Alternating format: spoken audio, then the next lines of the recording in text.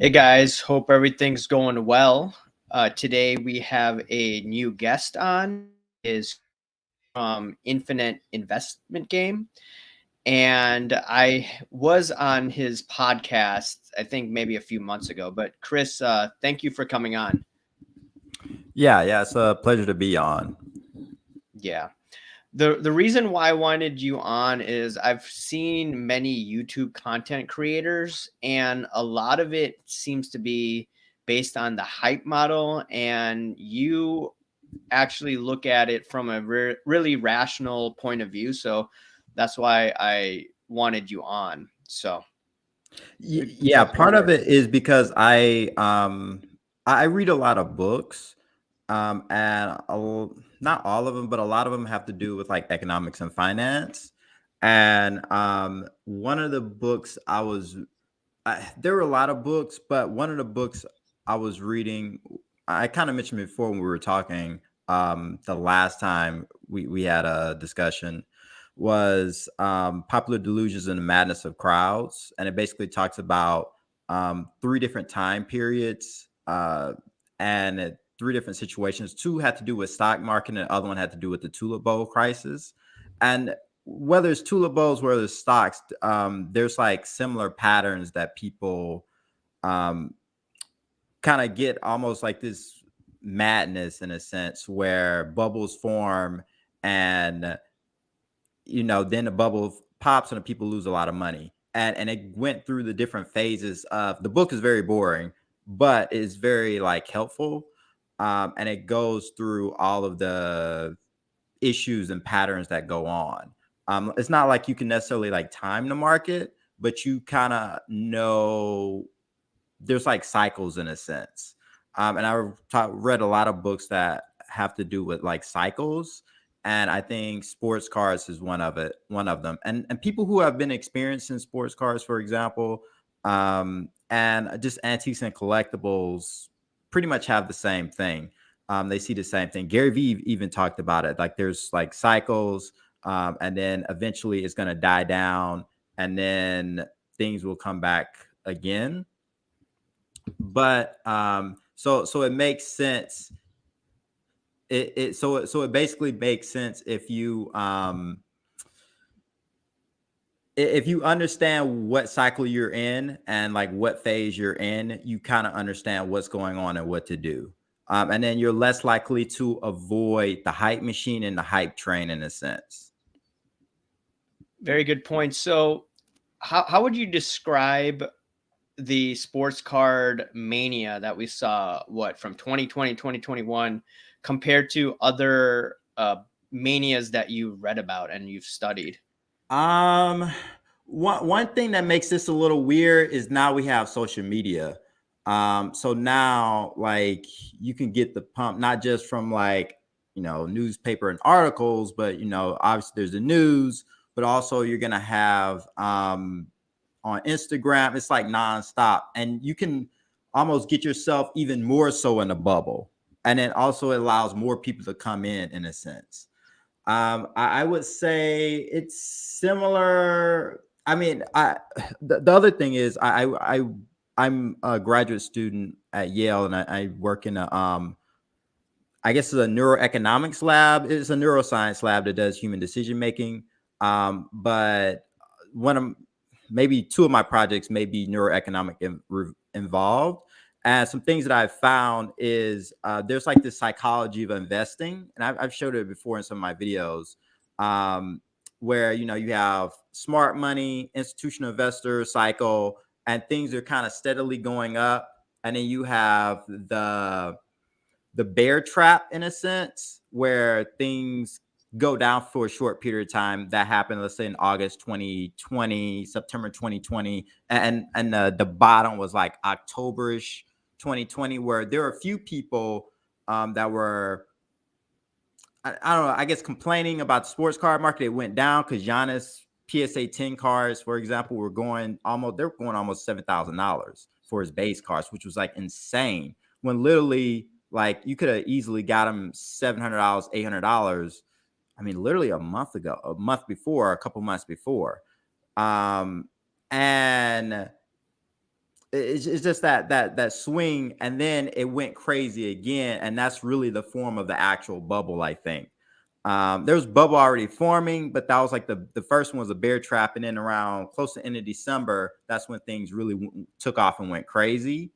And then you have media attention, and that hypes it up. You have celebrities coming in, and then you have that situation where it peaked around February or March, and Exactly. then there's like a sharp decline, and then it peaks up again, but it's not as high as before. Like people think, oh, it's gonna reach its old time high, or it's gonna surpass it.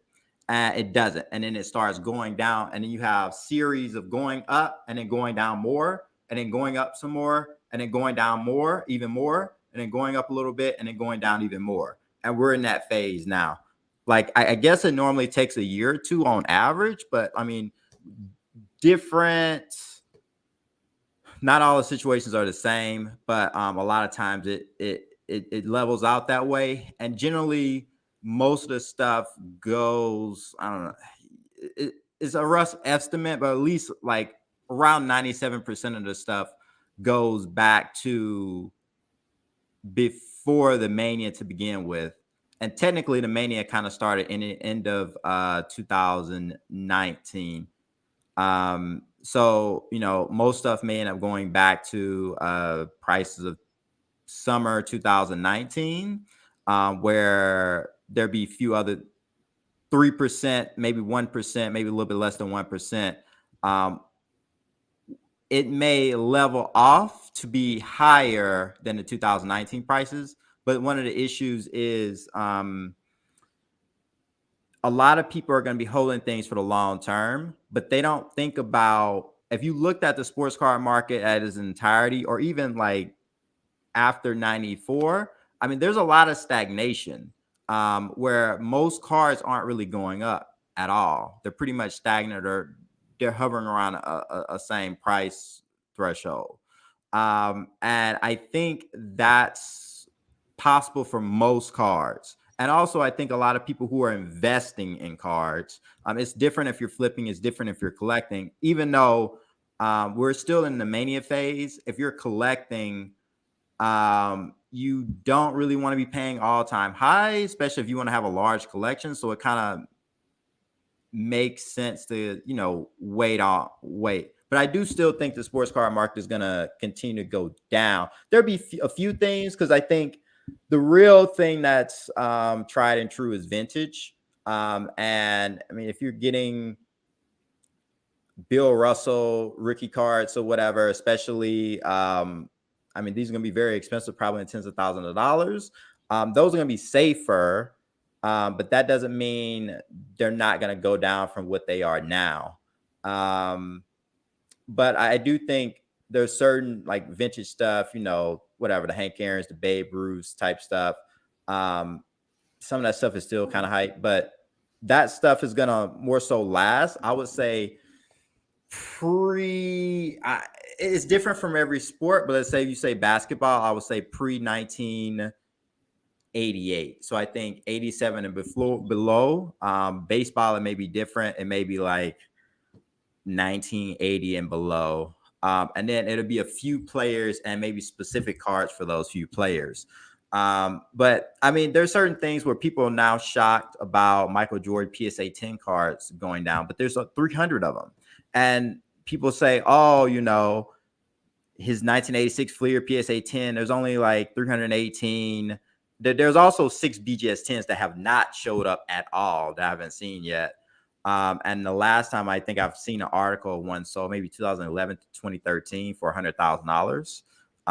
So yeah, so it's just one of those things where it's so many of them, and there's some people walking around, they have 10 of them.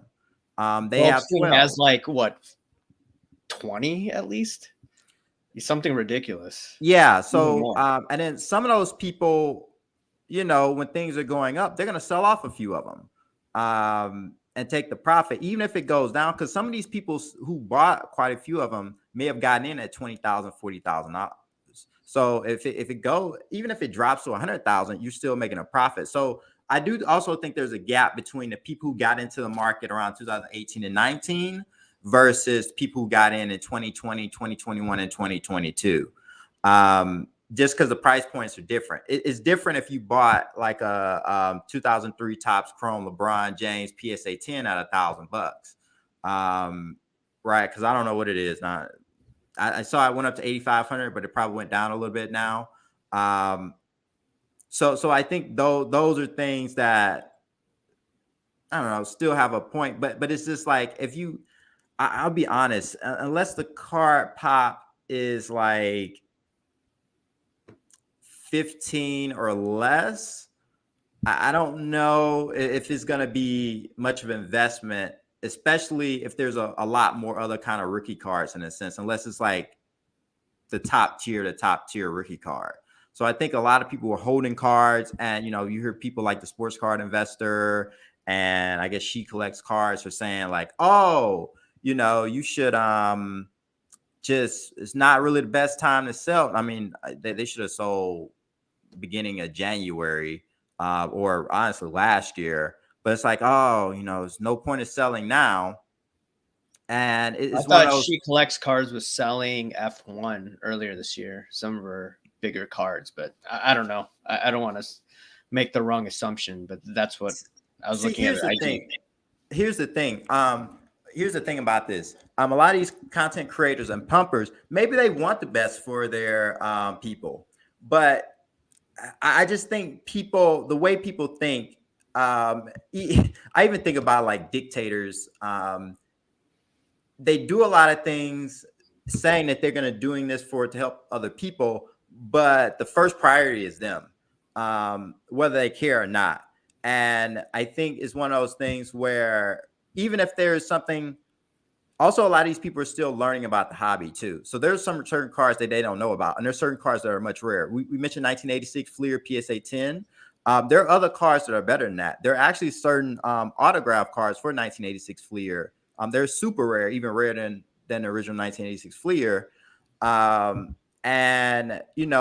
there may be opportunity where even one of those even rare cards that comes up every once a year, every 2 years, or every 3 years, or 5 years, or something like that. And maybe they're like, oh, that's the card I really need to get. And then they have a judgment call where they sell a bunch of the old stuff to get that.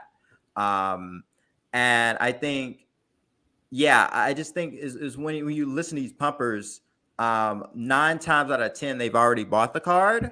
And whether they're trying to or not, they're more than likely going to be selling to you. And it's one of those things of where you're playing hot potato with a lot of stuff that doesn't even it doesn't even matter in a sense. Yeah. You had a lot of points during this.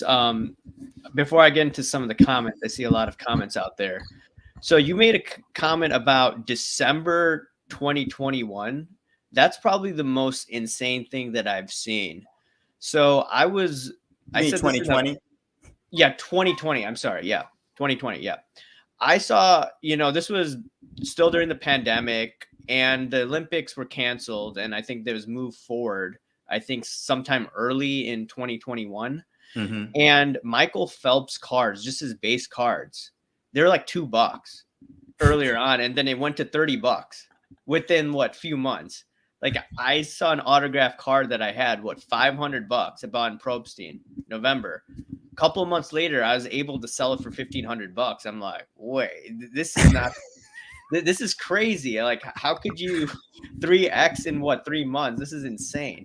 But I don't know what you saw during that time, but yeah, I think it was one of those things where I think it was like insanity just because of when I think there's a couple of things that I think people have forgotten. I would say beginning of 2020, things were still going, there were some crazy price spikes. I think maybe late 2019, like November, December.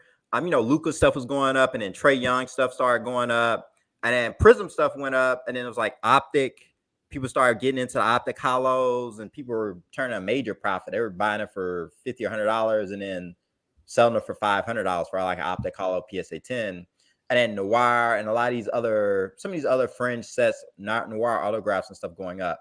I think I think the big thing, I want to say January, there's a dual LeBron and Michael Jordan patch card, BGS 8.5 or 9. So for I believe $900,000. And then Gary V was like, I told you, and he had a video, and then a bunch of people started rushing in. There were a bunch of athletes and, you know, some famous people buying cards, but that was like the first big spike, and then all the lockdowns happened, and then soccer kind of took off. But people were, I mean, most of this stuff is straight up manipulation, and a lot of people just don't see it. A lot of stuff is just being shield bidded, and the lower pop stuff is easier to manipulate. So you saw this with like 2014 Panini Prism World Cup. And a lot of people were saying, buying up all the World Cup Prism cards, the hobby boxes, all this stuff, saying, you know, it's the next big thing. And people were rarely buying the actual rookie stuff. Let's say Messi and Ronaldo rookie stuff.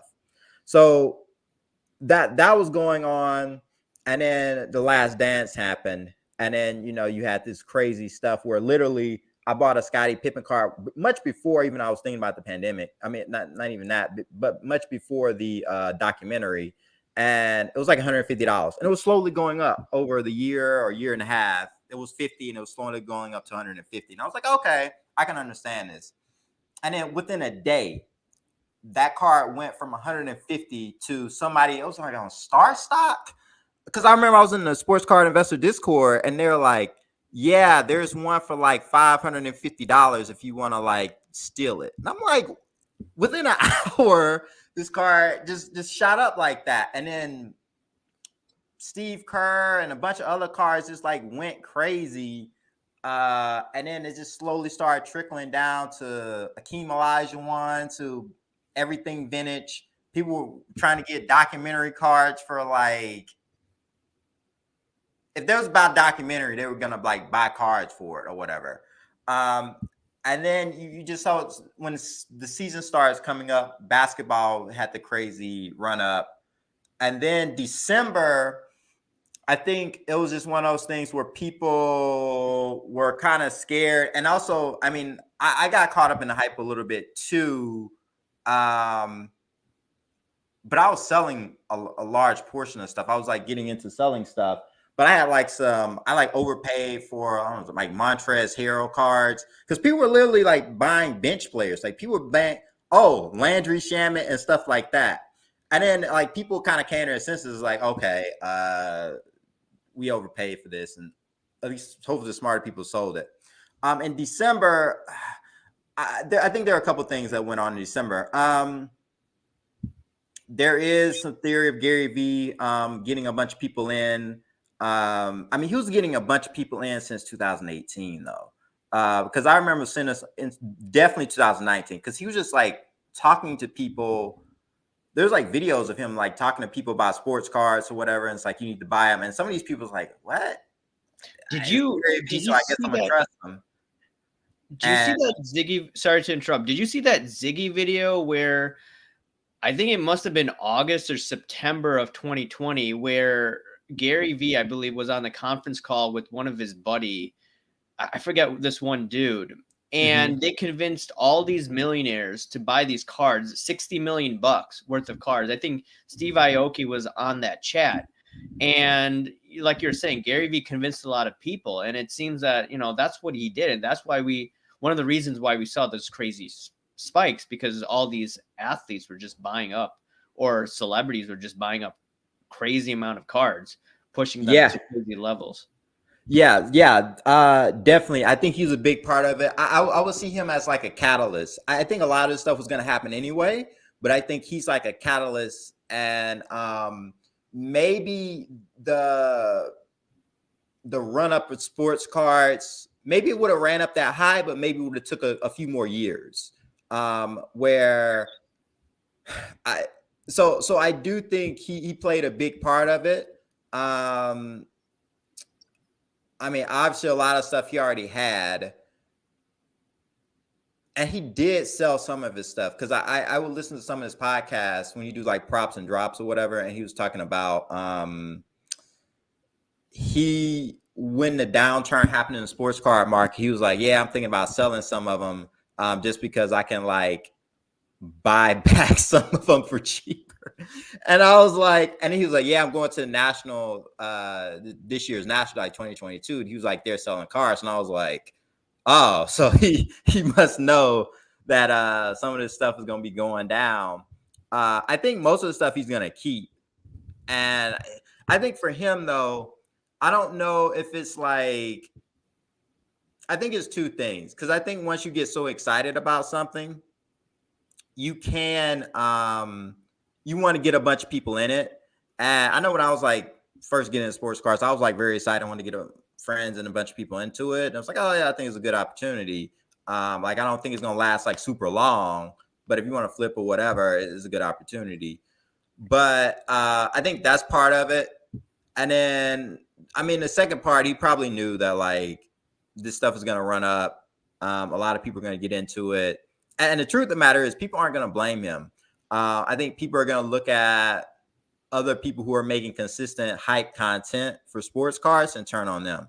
And I think it's going to be people like the, great curator or maybe sports card investor. But sports card investor is also he's making a pivot. You can tell he's making a pivot and he's trying to, look out more for collectors in a sense and become more of a kind of collector kind of channel. There's some things I don't like that he had a video about like Sports Illustrated books. And I'm like, I mean, if you're going to flip it to other Gen Xers, like I'm a millennial and I'm not buying that. Like, I don't think Gen Z people are going to buy that stuff. Like, I have to really talk to some people. I'll do some searching, but I don't know any people like in their 20s or younger that will want to buy a Sports Illustrated book, even if it's an investment. I think if they're going to buy something as a kind of collectible-ish that's pop culture, is going to be Pokemon, maybe Yu-Gi-Oh, maybe sports cards, like a LeBron or something. I don't see how that makes any sense buying Sports Illustrated. So I think also I think a lot of people don't understand that for especially pop culture collectibles, it's dependent on the greater fool theory. And it's really if some other fool is gonna be willing to buy something better or pay more for something over you, right? I mean, even Bobo cars are still overpriced in my opinion. But like, Bobo is an example, Landry Shaman is an example. There's so many guys, Colin Sexton. I mean, there's certain guys that I don't know. I just felt like there's no way Tyler Hero, like, so what? They become a 2-time All-Star. Who's gonna care? I mean, on football, I'm still waiting for this. Like, there's certain people who are starting to drop. Was it Justin Fields, the Bears quarterback? If you invested, even if his stuff was cheaper, like he's probably not going to be a good quarterback. I guess people gave up on Daniel Jones, but now they're looking at Daniel Jones again. But that quarterback thing is going to crash too, just because if we looked at the top quarterbacks drafted in 2020 or 2000 to 2020, I guess it's like Tom Brady, Aaron Rodgers. I don't even know if that many people are trying to buy Aaron Rodgers cars like that. I mean, people don't even really care about Ben Roethlisberger and Drew Brees. Peyton Manning. Peyton Manning, it was like I think he was 98. But people keep arguing like, man, Peyton Manning is so cheap. That's another issue. It's like, oh, why is Peyton Manning so cheap? Some of his cars are expensive, but it's like maybe compared to the other guys. So that's going to happen to many of these other guys. And Peyton Manning has 2 Super Bowls and 5 MVPs. I don't know how many people are going to outdo that who are playing quarterback now. And honestly, like you see the drop in Patrick Mahomes, and he has to play extremely well just to maintain his prices, or it's going to drop more.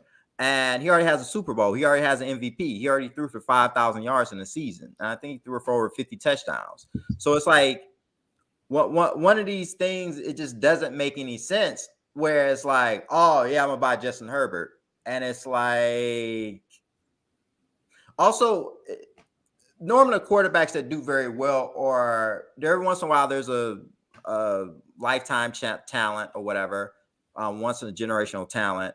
But then most other quarterbacks that do well at all are normally talented quarterbacks that are underlooked that go to a really good team. Hey, we could talk about Tom Brady. He was a 6th-round pick. I don't think anybody would have had any kind of faith in the Tom Brady until probably he won his like 3rd Super Bowl. So nobody would have really been buying his cards like that. I mean, at one point, Peyton Manning was kind of considered a disappointment, and even when his team was winning, people kept getting on him because he wasn't going to never win the Super Bowl. And I also think there's a lot of other stuff. Certain sports aren't going to be as I think this has also happened too.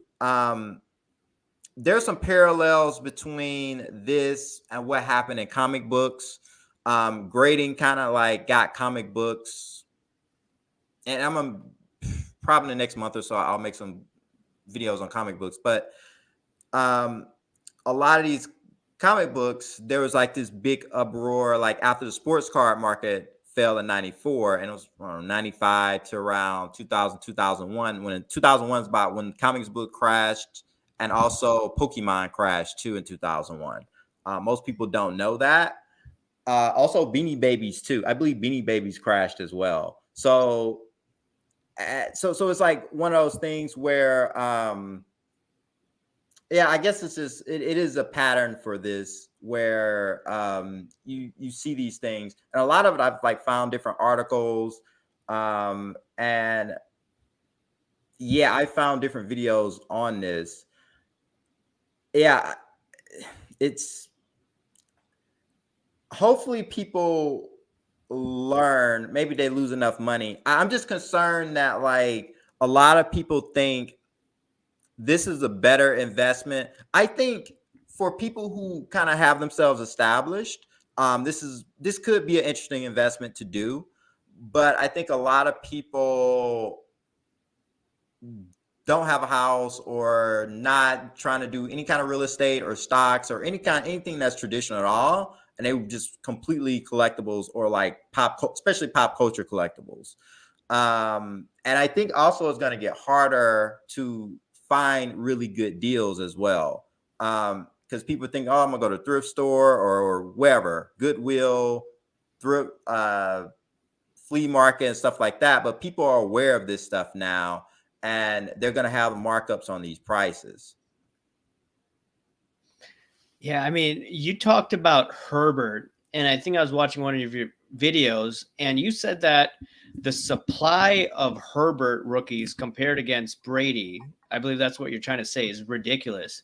Yeah. I don't know how many Herbert cards there are, but it logically doesn't make sense to me why someone would be paying what of dollars or actually over $1 million for one of the cards. And one of the cards I talked about, I was involved in, this cleaning or a chemical, whatever that was apparently used or wiped down. And it sold for $1 million, regardless of whatever happened. Sold for $1 million. I don't remember any Brady card pre-pandemic that sold for $1 million. And I think you were saying that Brady has won 6 Super Bowls. Herbert, what has he done? And I think Tom Brady won 7. So like 7. Yeah, my bad. 7. Excuse me. And also, I think it's one of those things where I don't think people understand. It's one of those things where people don't understand even like the whole. I think a lot of people don't actually necessarily understand sports, number one. But also, I don't think they necessarily understand the whole investing thing, because I feel like a lot of people are going on intuition and people are just going to get burned. I think people are looking at the prices of what things sold for, and this may have to do with like people doing the market movers thing or card ladder, and they're seeing all-time highs, and I think people are trying to get, it's like, okay, let me try to outsmart the market or whatever, and people don't understand that the market is manipulated. I mean, a lot of these like very wealthy people, whether they make themselves known, having a YouTube channel or podcast or whatever, or unknown, they buy up a bunch of stuff. They have a large bankroll, and they can literally just, they don't necessarily have to shield it. They just have to buy up, they can buy up a bunch of stuff and boost up the prices and then start selling them off at a much higher price and sell them on different platforms, sell it to people at car shows and in person, and make a large profit off of it. There's no regulation from this, so there's no government involvement. And generally when it's like that, it's kind of at the whim of the wealthiest people.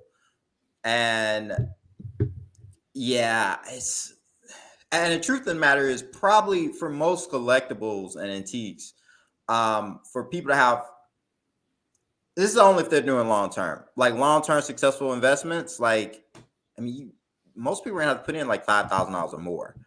It's not like a thing where you're gonna put in $50. Like, that's pretty much done. You're gonna put in $50 and you get $5,000 or $3,000 back. Like, that's not how it is ever supposed to work. And it's interesting where there's still people who are so passionate about. There are a few people. I'm gonna check their channels. They have some subscribers, a lot of, over 1,000 subscribers, but they make videos, but they're not talked about as much in the community. But I guess apparently a lot of people still watch their videos. Actually, there is one that kind of annoys me, actually. Like Sports Card Invest, he was saying like, oh, this is the greatest opportunity to buy sports cards. And I'm like, what are you buying? Like, and also he's saying, okay, 20%, his sports card portfolio went up 20%. Like, what does that mean? So one, you probably should tell people where they should sell it, right? Even I think all increase their fees. And I'm be honest with you, most people are probably going to try to buy in an auction, since stuff is going down, because they're trying to get stuff on the cheap. If they're going to try to do a buy it now, they're probably going to be asking for like 20% or 10% off at least. If you're selling on eBay, what is that, 13.5% fees coming off from that? Maybe you have to pay insurance too. So I think it's like, and then, depending on if it's taxes or not, it's one of those things where I don't think people are really looking at this, because there's fees. If you do make a profit, you still have to pay taxes on it. I know a lot of people have gotten away with that, but I think it's going to be harder to get away with that, because there are literally people who would, only sell like 5 or 10 cars, but they would sell for high amounts. Like, you sell a few cars for $40,000 a piece, or if you're in that high end, and that was a way you can avoid taxes. But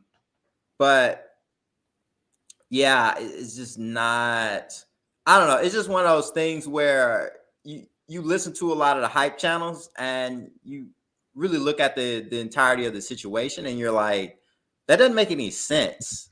Like, it's like, if it's that easy, then everybody's going to get rich. Like, and it doesn't work that way.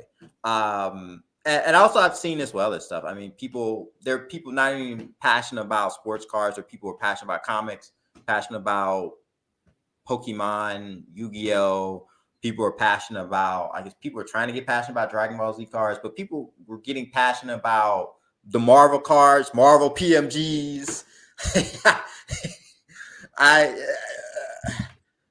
don't know, like crypto, whatever. It's like, it just can't keep going up. And also, I think it's not like, when you get into the market, I think you need to be looking at the entirety 5 years ago, 10 years ago, like once you have that huge run up, like most of the profit has already been taken.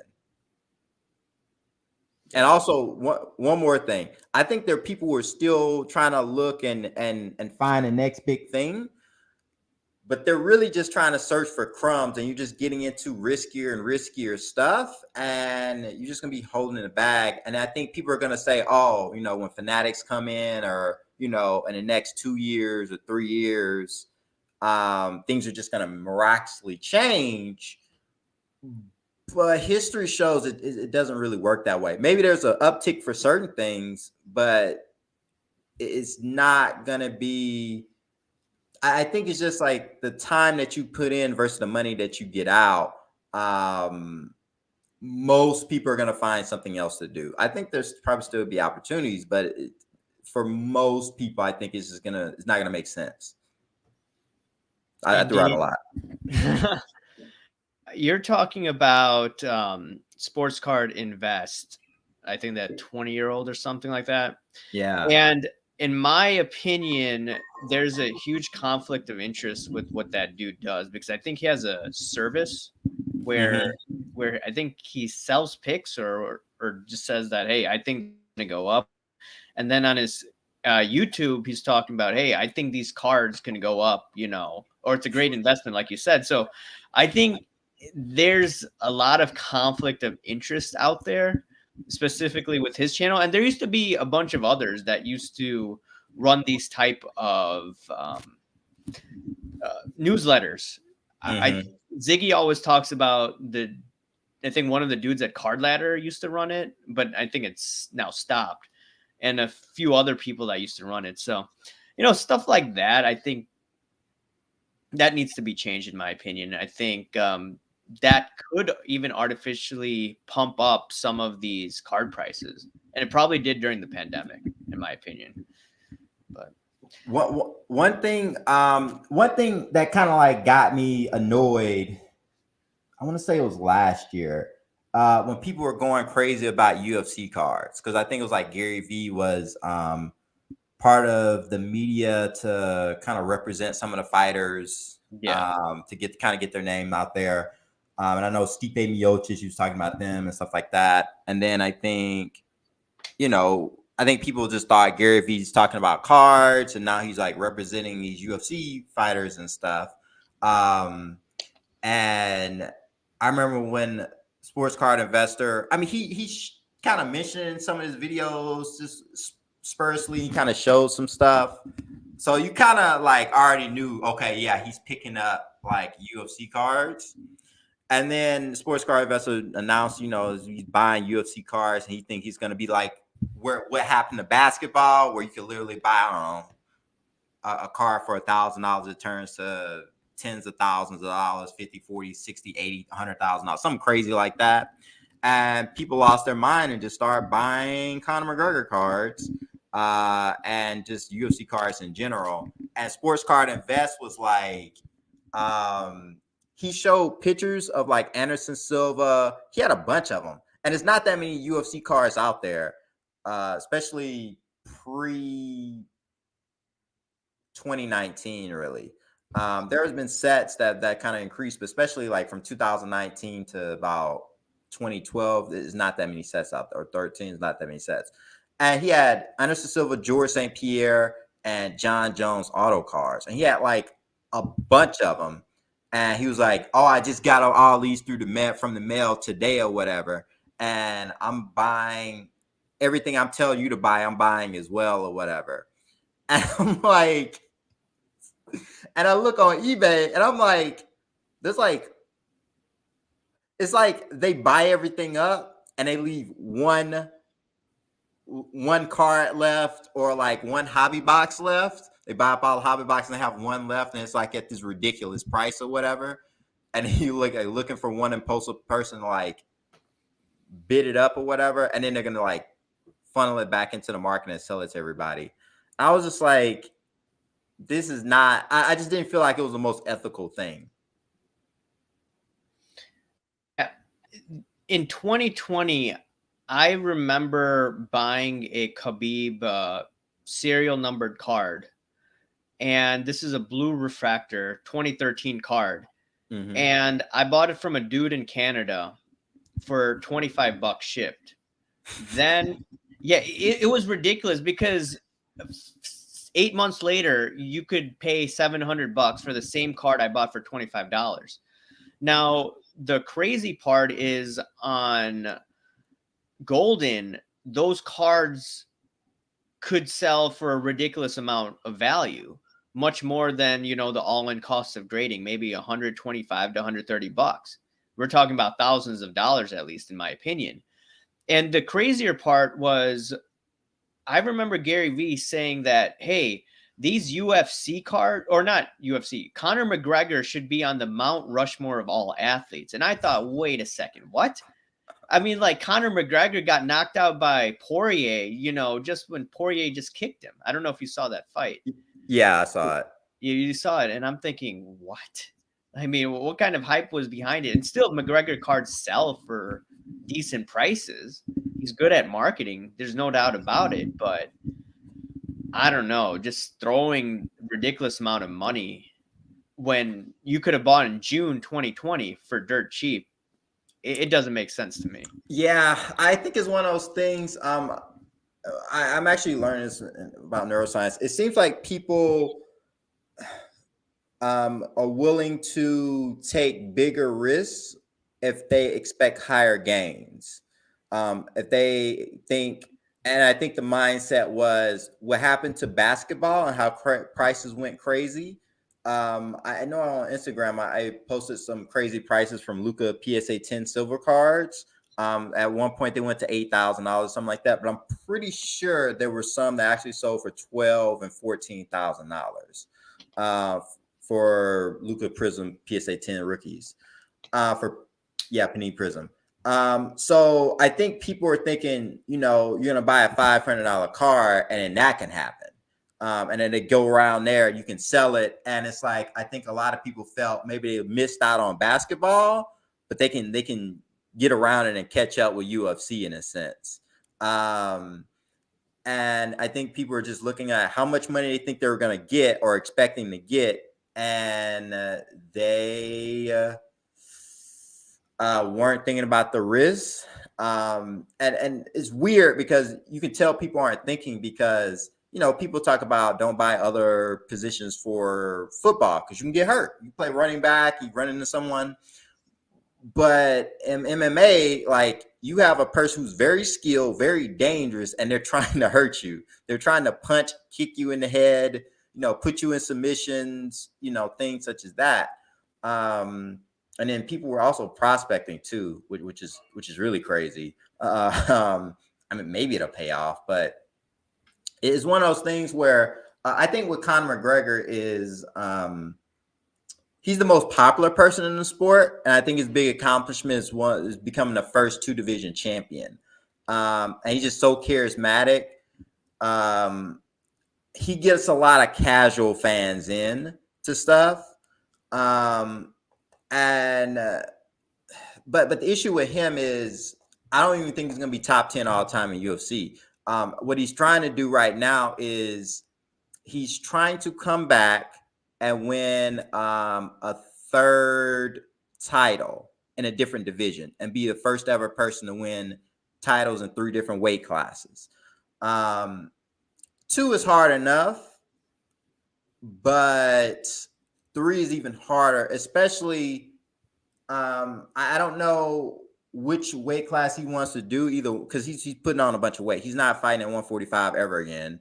And then 155, I don't see him doing that. I don't see how he's going to be able to do that. So 170, the top guys is like Kamaru Usman, and Leon Edwards knocked out Kamaru Usman. That's the other thing. Like, a guy can be so dominant and be winning the whole fight, and then they can get knocked out just like that. And it's a complete upset. And we've seen major upsets in UFC this year. Amanda Nunes, who's like the greatest woman fighter ever, she lost. She had a second fight and won her belt back. But you see that with Kamaru Usman lost. A lot of people have been counting out Charles Oliveira all year. I believe he fought Dustin Poirier and Justin Gaethje in the same year and won. People have been sleeping on him. I think there's still some people who are sleeping on him against Islam Makhachev. I think most people assume that he's going to be Khabib 2.0.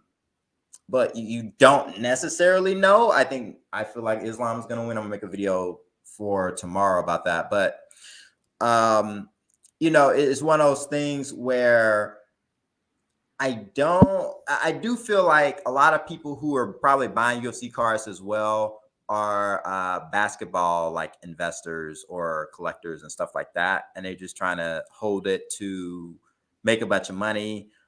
I see a lot of potential for UFC, but I still think they have a long way to go as far as popularity. And maybe 20 or 30 years from now, what happened with basketball cards and the rise in popularity of people wanting basketball cards from the youth may happen with UFC.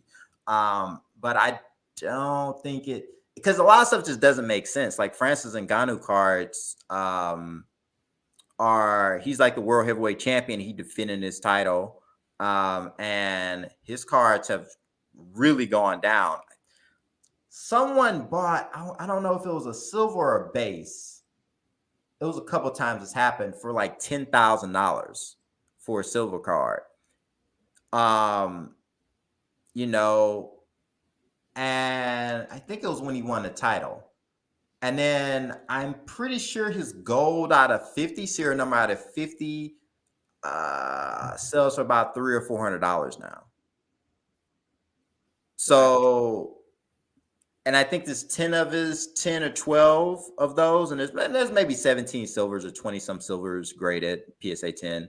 But like, it's just like a major decline. I'm pretty sure you can get a 25 if it showed up for auction for $500. I'm pretty sure. And people really don't want his museum cards like that, which is other 2017 cards. And technically, unlike basketball, like for UFC, you probably the most exciting guys are typically like the bigger guys in a sense. There's certain weight divisions. In the past it was like lightweight and then also heavyweights, because it's like no one's gonna beat them. Like Conor McGregor is gonna fight Francis Ngannou, who's gonna get killed. So that's weird because I feel like they treat some of the heavyweights as far as the price is almost like centers in the NBA almost, which doesn't make any sense. But the other thing is, I think for Conor McGregor, I feel like buying his cards would be, maybe I get proven wrong, but I feel like as far as him making headways in MMA, especially UFC, and winning again and coming back and stuff, I don't think it's happening. He broke his leg. There isn't a precedent. Like, he's made so much money, and I know this is kind of like the tongue-in-cheek narrative, I guess, but his goal is to make as much money as possible, and that's why there's this rumor of him gonna fight Floyd Mayweather again for boxing. He's probably gonna lose. It's probably gonna be an exhibition too. Boxers are kind of getting overpaid anyway, so he's probably going that route because he wants to be a billionaire by a certain point, by a certain age. And I think that's what he's chasing. Like, if he's going to fight 170, Leon Edwards is going to do the same thing because he can't wrestle against the top guys. So people know he trash talks and he has a good left hand. He's not really going to catch other people, and he's been out of the octagon for a very long time. He's not having a lot. Going to have a lot of ring rust and things such as that. And people are going to have to try to get him up again in a tune-up fight. They got to find that. He probably needs to have 2 tune-up fights before he does anything else, so they can like hype him up again. Because if he fights Leon Edwards, I guess he has a chance. But if he fights Kamaru Usman, Usman, I don't think he has really a chance because he's just going to wrestle him down, take him down, and beat him up. Same, Kobe Covington is going to do the same thing, and Khamzat is going to probably end him in like 10 seconds. So, 170 doesn't make sense. And then I'll be honest with you, 185 doesn't make any sense either.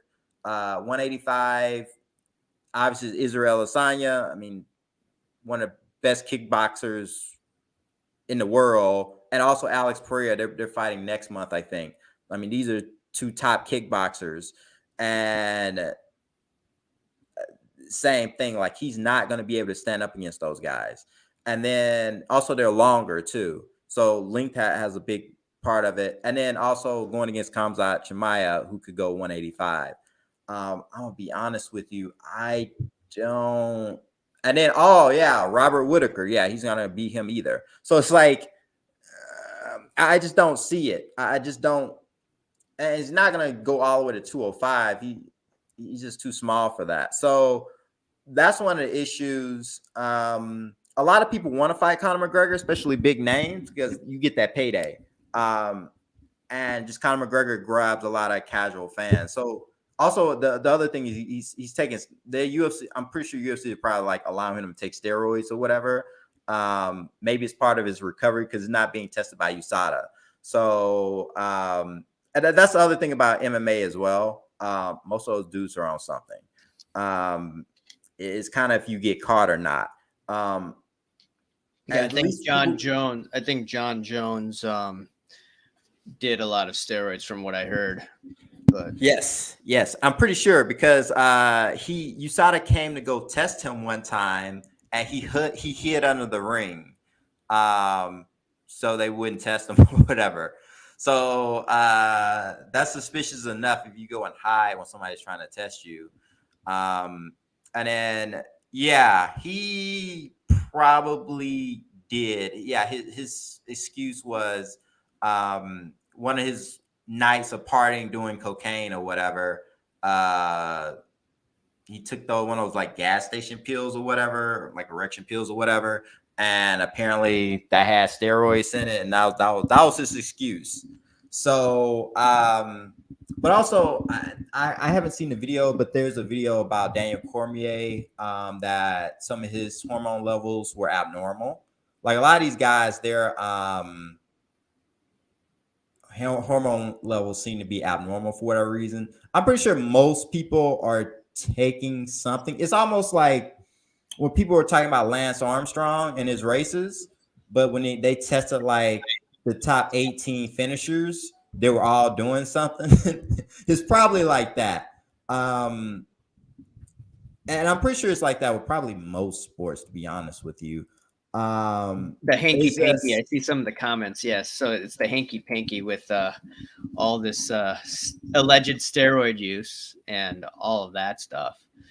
But you're talking about steroids and people using substances in sports. Now, what about sports cards in general, like the hanky panky? We could go on for a long time. That's true. I got to go in about 10 minutes.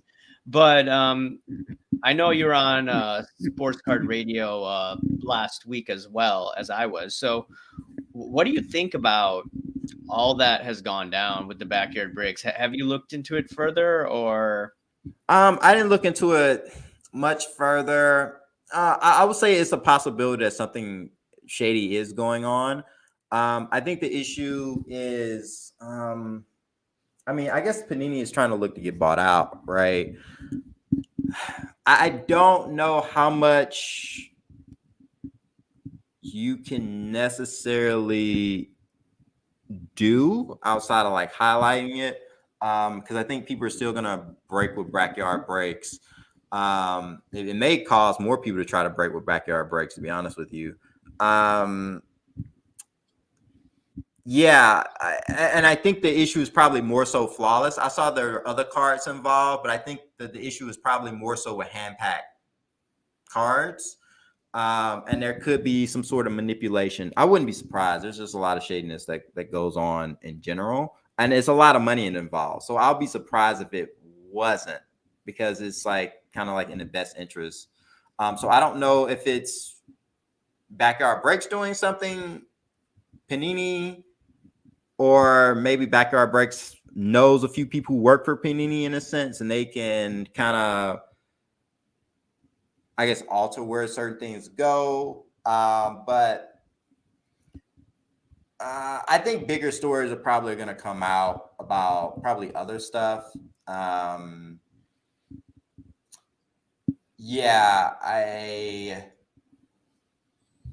don't know. Yeah. Okay. That sounds good. I was maybe we could leave it off with this because you did a video about Logo Man cards. and the NBA. And what was quite interesting, you found out that I think it was LeBron James has the most Logo Man cards out there. And what's quite crazy, earlier this year, you know, when that triple Logo Man card, speaking of the Backyard Bros, they selected it. And that sold for what? Over what? A few million, if I remember correctly. Yeah, anywhere. And Yeah. and you know what's quite interesting is that there are less Michael Jordan Logo Mans, but everyone's chasing these modern Logo Man cards. So I'm thinking, wait, is that all hype again? And then not only that, it's the Lakers, you know, the Backyard Bros are selecting all these cards. I'm not saying that the price in these auctions.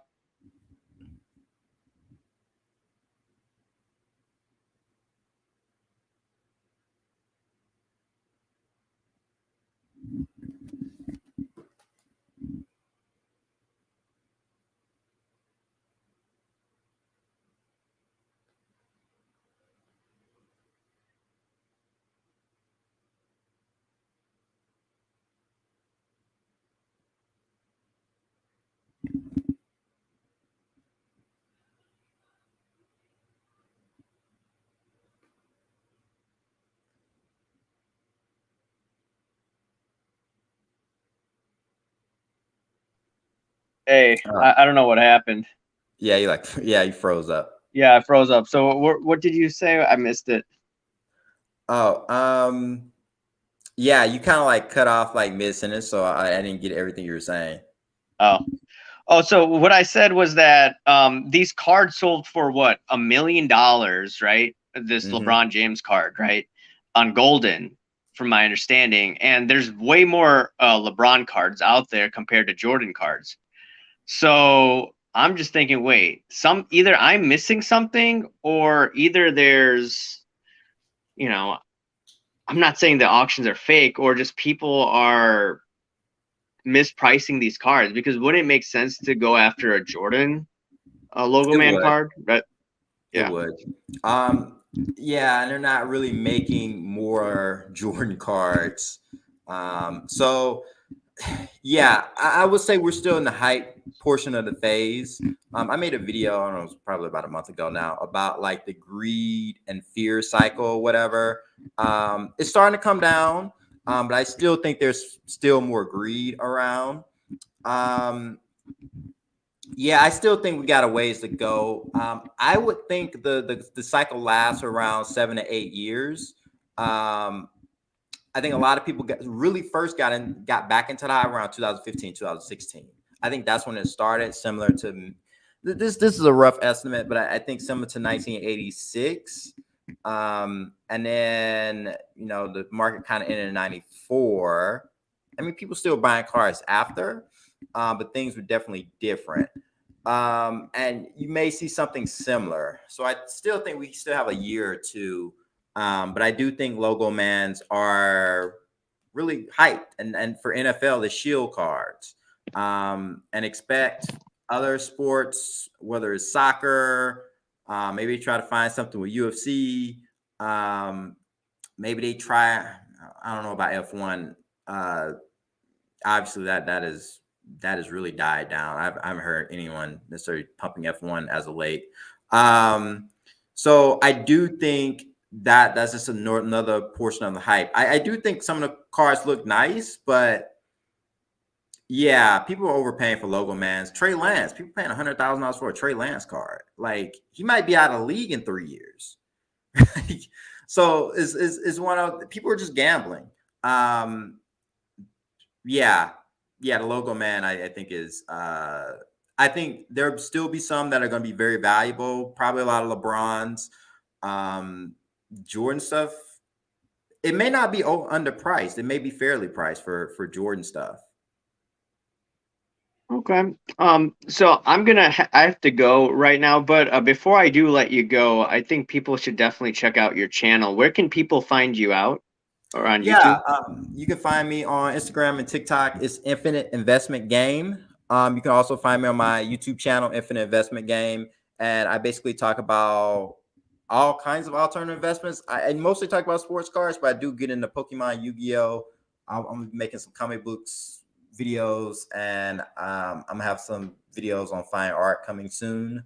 But yeah, Awesome. Yeah, let's definitely talk more about UFC since you seem to know a lot about it next time around. yeah, definitely. For sure. All right. Thanks, Chris, for coming on. Yeah, no problem. Anytime. All right. All right. See you.